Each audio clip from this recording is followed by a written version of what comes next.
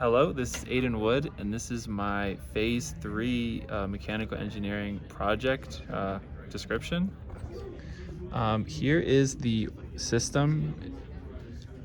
The main idea of the system is that we have 3 shift registers and 1 port here, which gives us 25 ports. And each port connects to a column running this way. So this bar, columns running this way to all 25. This is a 5 by 5 matrix, or a 5 by 5 by 5 matrix. So by powering one vertical bar, or in this case it's horizontal, and grounding one plane, each of these planes is connected to ground. So by powering one vertical column and grounding one plane, I can control which LED to turn on. Each plane is connected to transistors. So these are 5 transistors for each plane. And by powering a transistor, it connects that plane to ground. That's how I control if it is on ground. Let's see here, the code. So the main idea of the code is I use a library that makes working with the shift registers very nice. I use 3 shift registers here. I initialize some code. I initialize the pins that I'm using. You do not need to initialize pins for shift registering. It does it automatically.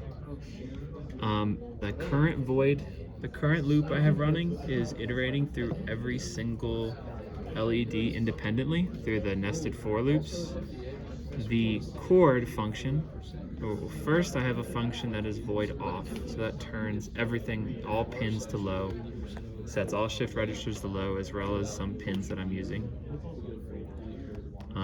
Then I have void plane is used in the main function, which is void of chord.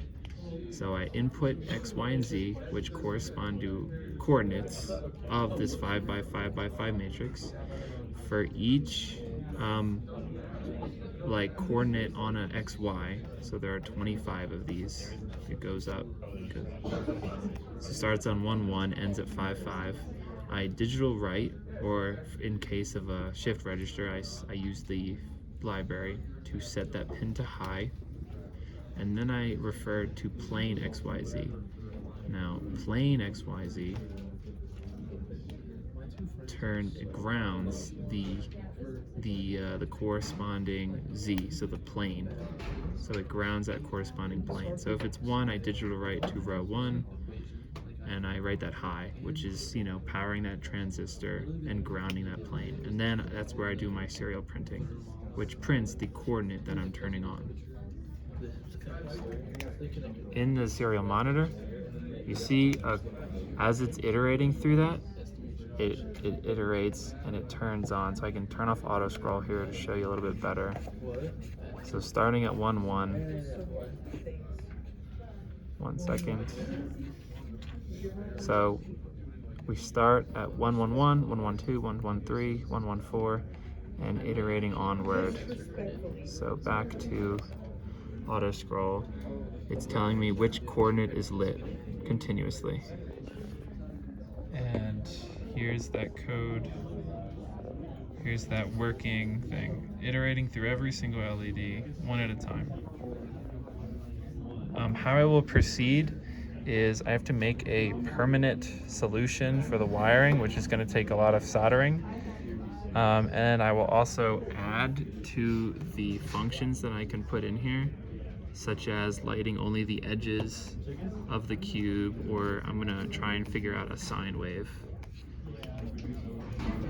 One last thing I forgot to add is that when I want to make a more complicated design, the cube has to run on a frame rate, which is this variable here. Frame is 2, and this number came directly from phase 2 from the testing I did there.